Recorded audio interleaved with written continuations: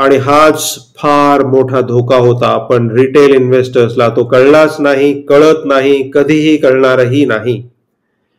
Grid grid grid, हाव हाव आणि खूप सारी हाव. पटकन पैसा पाहिजे, जास्त पैसा पाहिजे, कमीत कमी दिवसात पैसा पाहिजे. असं कधीच होत नसतं, होणार नाही. मराठीमध्ये एक म्हण आहे, पुढच्याच ठेच मागचा शहाणा. आपल्याला ही म्हण माहीत असते, पण आपण कोणीच ही म्हण इम्प्लिमेंट करत नाही. तिच्यापासून काही आपण कधी शिकतच नाही. Scam scam scams. टोरेस हा एकच स्कॅम नाही आहे जो आता जानेवारीमध्ये उघड झालेला आहे. याच्या आधी कितीतरी स्कॅम्स येऊन गेलेले आहेत आणि पुढे जाऊन कितीतरी स्कॅम्स येणारच येणार. आपण हे टीव्हीवर बघतो, आपण न्यूजपेपर्समध्ये या स्कॅम्स बद्दल वाचतो. आजूबाजूच्या लोक जे या स्कॅम्स मध्ये फसलेले असतात ते सुद्धा आपल्याला भेटतात. पण या सगळ्यांपासून आपण कधीच लेसन लर्न करत नाही, धडा कधीच आपण यातून शिकत नाही. आणि हेच मोठं दुर्भाग्य आहे. आणि यामुळेच टॉरेस सारखे स्कॅम पुन्हा पुन्हा येतच राहणार. हजारो लाखो लोक पुन्हा पुन्हा अशा स्कॅम्स मध्ये फसतच राहणार. असे किती स्कॅम्स होऊन गेले आहेत आजपर्यंत, तुम्हाला बघायचं आहे का? चला, मी तुम्हाला एक जस्ट फक्त लिस्ट सांगतो असे किती स्कॅम्स झालेले आहेत. सारदा ग्रुप पॉन्झी स्कीम 2013, रोज व्हॅली स्कॅम 2015, क्यूनेट स्कॅम 2000 ते 2010, स्पीक एशिया स्कॅम 2011, ॲमवे इंडिया ते अजूनही ऑनगोईंग आहे स्कॅम. कंपनी म्हणते स्कॅम नाही आहे, पण ते स्कॅम आहे. Gold quest Ponzi scam 2004, Agarwal chit fund 2014, Prakash chit fund 2016. आणि अशा कितीतरी स्कॅम्स आहेत, अशा कितीतरी पॉन्झी स्कीम्स आहेत आणि त्यामध्ये रिटेल इन्व्हेस्टर्स फसत आलेले आहेत आणि पुढे जाऊन फसत जाणारच हे नक्की आहे. कितीही व्हिडिओ बनवा, कितीही त्यांना समजावून सांगा, पण आपण धडा कधीच घेत नाही, कारण आपल्याला शिकायचंच नसतं. आणि या व्हिडिओचा हाच मुख्य उद्देश आहे. टोरेस स्कॅम कसं झालं, त्या स्कॅम्स मधून त्यांनी इन्व्हेस्टरला काय काय प्रॉमिस केलं, कसं कसं आपल्या जाळ्यात त्यांनी बांधलं, ओढलं, फसवलं, किती लोक याच्यामध्ये अफेक्ट झाले, कोणकोणत्या प्रकारचे लोक अफेक्ट झाले, आणि सगळ्यात शेवटी अशा स्कॅम्स मध्ये रिटेल इन्व्हेस्टर, सामान्य माणूस का फसतो आणि त्यांनी अशा स्कॅम्स मध्ये फसू नये म्हणून काय धडा घेतला पाहिजे, मी हे सांगणार आहे. 2023 मध्ये टॉरेसनी आपले ज्वेलरी शॉप्स काढायला सुरुवात केली, पण त्यांची रजिस्टर्ड एंटिटीचं नाव होतं प्लॅटिनम हर्न प्रायव्हेट लिमिटेड.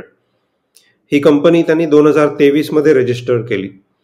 इनॉग्रेशन झाल्यावर त्यांनी मुंबईमध्ये 2024 मध्ये स्टोअर्स, ज्वेलरीचे मोठे मोठे स्टोअर्स उघडायला सुरुवात केली आणि असे त्यांनी 6 आउटलेट उघडले आणि तेही प्रॉमिनंट जागी, नोटेबल जागी, जिथे रिच पीपल आहेत. आणि त्यात त्यांनी मोठ्या मोठ्या शोरूम्स उभ्या केल्या. त्यांनी मग आपल्या रिटेल इन्व्हेस्टर्सला गोल्ड ज्वेलरी खरेदी करायला सांगितलं आणि आपल्या कंपनीमध्ये काही प्रमाणात, काही रुपये इन्व्हेस्ट करायलाही सांगितले. म्हणजे कंपनीचा भागीदार व्हायला सांगितलं, कंपनीच्या बिझनेसमध्ये पैसे इन्व्हेस्ट करायला सांगितले. आणि त्या इन्व्हेस्ट केलेल्या पैशावर मग त्यांनी रिटर्न किती दिला असेल? Can you guess? त्यांनी रिटर्न दिला 6% ते 13% पर मंथ. याचाच अर्थ हा होतो की जर तुम्ही 1 लाख रुपये इन्व्हेस्ट केले तर त्यामधून तुम्हाला ऑलमोस्ट 6,000 रुपये पर महिना ते 13,000 रुपये पर महिना आपण देऊ, असा त्यांनी दावा केला, प्रॉमिस केलं आणि दिले सुद्धा. स्टार्टिंगला काही महिने त्यांनी असे रुपये सुद्धा दिले. म्हणजे जर तुम्ही 1 लाख रुपये टाकले तर तुम्हाला 6,000 रुपये किंवा 10,000 रुपये, 13,000 रुपये दर महिन्याला तुमच्या अकाउंटमध्ये मिळत गेले. आणि असा त्यांनी विश्वास पैदा केला, लोकांमध्ये विश्वास बसवला. आणि मग असा विश्वास बसवल्यावर त्यांनी दुसरी स्कीम स्टार्ट केली, ती म्हणजे रेफरल स्कीम, ज्याला आपण पॉन्झी स्कीम सुद्धा म्हणतो. मल्टी लेव्हल मार्केटिंग स्कीम सुद्धा त्याला आपण म्हणतो, ज्याला MLM म्हणतात. यामध्ये त्यांनी सांगितलं की तुमचे रिलेटिव्ह असतील, फ्रेंड्स असतील, त्यांना सुद्धा तुम्ही घेऊन या, त्यांची सुद्धा तुम्ही तुमच्या थ्रू इन्व्हेस्टमेंट करा, मग त्यांना सुद्धा आपण इन्व्हेस्टमेंटचे रिटर्न देऊ, पण त्याबरोबर इन्व्हेस्टमेंट तुमच्या थ्रू केल्यामुळे तुम्हाला सुद्धा रेफरलचे पैसे मिळणार. आणि 6% ते 13% एवढा मोठा पर मंथचा रिटर्न बघून खूप साऱ्या रिटेल इन्व्हेस्टरनी यामध्ये, या टोरेस च्या ज्वेलरीच्या धंद्यामध्ये इन्व्हेस्ट करायला सुरुवात केली. याचा अर्थ काय होतो तुम्हाला माहिती आहे? 6% आणि 13% पर मंथच्या रिटर्नचा अर्थ काय होतो? म्हणजे अॅन्युअल रिटर्न 72% टू 156%. म्हणजेच 1,00,000 रुपये जर तुम्ही आज टॉरेस मध्ये इन्व्हेस्ट केले तर एका वर्षानंतर तुम्हाला 1,00,000चे 72,000 मिळणार, किंवा काही केसेसमध्ये तर 1,00,000चे 1,56,000 रुपये मिळणार. म्हणजेच एका वर्षामध्ये तुमचे पैसे दुपटीपेक्षा जास्त होणार. आणि हाच फार मोठा धोका होता, पण रिटेल इन्व्हेस्टर्सला तो कळलाच नाही, कळत नाही, कधीही कळणारही नाही. ग्रीड ग्रीड ग्रीड, हाव हाव आणि खूप सारी हाव. पटकन पैसा पाहिजे, जास्त पैसा पाहिजे, कमीत कमी दिवसात पैसा पाहिजे. असं कधीच होत नसतं, होणार नाही. कधीही कोणीही जेव्हा तुम्हाला एवढा मोठा प्रॉमिस करतो तेव्हा ते पहिलं लक्षण आहे की त्याच्यापासून दूर पळून जायला पाहिजे. पण कितीही सांगून ह्याचा फायदा होत नाही. लोक फसतात आणि फसतच राहणार. थोडं सुद्धा लालच दाखवलं की लोक त्याच्या मागे जाणारच जाणार. कसं शक्य आहे? कोणताही बिझनेस जेव्हा चालतो त्या बिझनेसमध्ये मॅक्झिमम रिटर्न ऑफ इक्विटी हे 20-25%, 30% असू शकतं. म्हणजे त्या मालकाचा फायदा 100 रुपयावर 20 रुपयेच फायदा होतो. मग त्या 20 रुपयामध्ये तो तुम्हाला 30 रुपये, 50 रुपये किंवा 100 रुपये कसे देणार? लॉजिक आहे, सिंपल लॉजिक आहे. तुम्हाला फिक्स्ड डिपॉझिट मध्ये 6%, 7% रिटर्न मिळतो, तो सुद्धा वर्षाचा. म्हणजे गव्हर्नमेंट तुम्हाला जो रिटर्न देते ते maximum 7 to 8% rupees per annum वर्षाचा.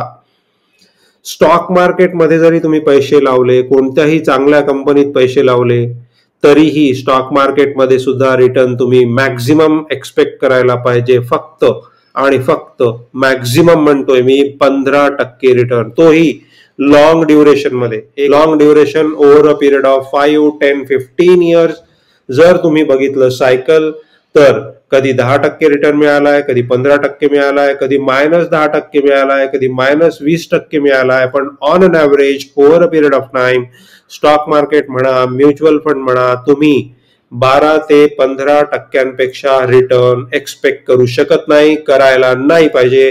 आणि जर असं करायचं असेल तर अशा पोन्जी स्कीम्स मध्ये तुम्ही इन्व्हेस्ट करा आणि फसा. दुसरा तुमच्याकडे काहीच पर्याय नाहीये. आणि अशाच मुळे या स्कीम्स फैलावत राहतात. मागे इतक्या साऱ्या स्कीम्स येऊन गेलेल्या आहेत, पुढेही येणारच. रिटेल इन्व्हेस्टर्स यात फसणार. याचं कारण सिंपल आहे, ते मी शेवटी सांगेल का फसतात. पण आता या टोरेस स्कीम्स मध्ये किती लोक फसले तुम्हाला माहित आहे का? ऑलमोस्ट त्याची संख्या आय एम शुअर 4-5 लाख तर नक्कीच असणार.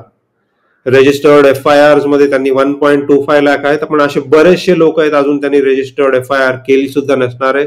आणि टोटल फ्रॉड जेवढा झालेला आहे तो 1000 करोड, 1000 करोडच्या वर चे पैसे यामध्ये फसल्या गेलेले आहेत. आणि अतिशय दुःखदायक बाब ही आहे की म्हणजे गरीबातला गरीब माणूस जो आपला रस्त्यावर धंदा पाणी करतो, जी बाई घरकाम करते, छोटे शॉप चालवते, शिक्षक म्हणा, यांनी सुद्धा या स्कीम्स मध्ये आपले हार्ड अर्न मनी, घामाचे पैसे टाकलेले आहेत आणि ते फसलेले आहेत. अशिक्षित तर जाऊ द्या, पण शिक्षित लोक सुद्धा, प्रोफेशनल्स, डॉक्टर्सनी सुद्धा यात पैसे टाकलेले आहेत. आता काय सांगावं? एकदा मी म्हणू शकतो की जे अशिक्षित आहेत त्यांचं तरी ठीक आहे, पण शिक्षित लोकांनी सुद्धा अशा पॉन्झी स्कीम्स मध्ये पैसे इन्व्हेस्ट करावे का? तर फक्त जास्त रिटर्न मिळेल म्हणून. जो कोणी माणूस तुम्हाला असं म्हणेल की मी अॅन्युअली 20% रिटर्न प्रॉमिस करतो म्हणलं तर तिकडे तुम्हाला बघायला सुद्धा नाही पाहिजे. It is as good as that. पण लोक ऐकत नाहीत, ऐकणार नाहीत, हे सुद्धा सत्य आहे. आणि यातून धडा काय शिकायचा? आता मग what is the lesson learn? Finally काय करावं यातून?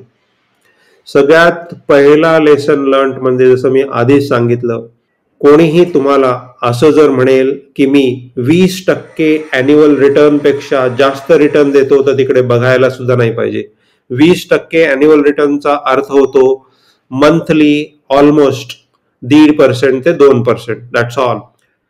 दुसरा महत्वाचा धडा यातून आपल्याला काय शिकायचा आहे म्हणजे अशाच फर्ममध्ये, अशाच स्कीम्समध्ये, अशाच कंपन्यांमध्ये इन्व्हेस्ट करा ज्या रेग्युलेटेड आहेत, म्हणजे गव्हर्नमेंटनी अप्रूव्ह केलेल्या आहेत. रिझर्व्ह बँक ऑफ इंडिया झाला, गव्हर्नमेंट ऑफ इंडिया झाला, किंवा सेबी झाला, security exchange board of India झाला, यांचे ऑथरायझेशन असलेल्या स्कीम्समध्ये किंवा अशाच कंपनीमध्ये इन्व्हेस्ट करायला पाहिजे. आणि तिसरा आणि अतिशय महत्वाचा मुद्दा, ज्याला आपण बिहेवियरल फायनान्स म्हणजे हर्ड मेंटॅलिटी म्हणतो, ज्याला भेडचाल म्हणतात. जस्ट तुमचा मित्र किंवा तुमचे रिलेटिव्ह किंवा तुमचे अजून कोणी ओळखीचे एखाद्या कंपनीमध्ये इन्व्हेस्ट करत असतील आणि ते म्हणत असतील की बाबा मला तर महिन्याला 10% रिटर्न मिळणार आहे, तू सुद्धा इन्व्हेस्ट कर, आणि त्यांच्याबरोबरही आपण चालला लागू तर आपण खड्ड्यात नक्कीच पडणार. दुसऱ्यांचे ऐकून बिलकुल कधीही इन्व्हेस्ट करू नका, यातून तुम्हाला फार मोठे नुकसान होऊ शकते. तर मग प्रश्न हा पडतो की इन्व्हेस्ट कुठे करावे. तर इन्व्हेस्ट तिथेच करा जे रेग्युलेटेड आहे, जसं मी तुम्हाला सांगितलं. हे 3 धडे अतिशय महत्वाचे आहेत. तुमच्याकडे जेव्हा म्युच्युअल फंड सारखा एक गव्हर्नमेंटनी रेग्युलेटेड केलेला प्लॅटफॉर्म अवेलेबल आहे, तर तो सोडून इतर जागी इन्व्हेस्ट करण्यात काय मतलब आहे. त्यामुळेच सेबीनी, असोसिएशन ऑफ म्युच्युअल फंड इंडस्ट्रीजनी म्युच्युअल फंड सही ह्याच्या ऍडव्हर्टाईज चालू केलेले आहे. तिथे जर तुम्ही सिस्टमॅटिक इन्व्हेस्टमेंट प्लॅन द्वारा 100 रुपये, 200 रुपये, 500 रुपये जरी महिन्याचे टाकले तरी तुमचे पैसे सेफ आहेत. ऍटलिस्ट तुमचं नुकसान म्हणजे पैसे डुबणार तर नाहीत. येस, पैसे खालीवर होत राहतील मार्केट प्रमाणे, कधी त्याच्यामध्ये थोडा नफा दिसेल, कधी लॉस दिसेल, पण जर तुम्ही लॉंग टर्म साठी इन्व्हेस्टमेंट केली तर त्यातून तुमचं नुकसान होणार नाही, पैसे डुबणार नाहीत. आशा आहे या व्हिडिओतून तुम्हाला काही नक्कीच नवीन शिकायला मिळालं असेल. होप तुम्ही जसे दुसरे लोक स्कॅम्स मध्ये अडकले तसे अडकणार नाहीत. या व्हिडिओतून तुम्हाला काही नवीन शिकायला मिळालं असेल तर चॅनलला सबस्क्राईब, लाईक आणि शेअर नक्की करा. Thanks for watching. See you soon.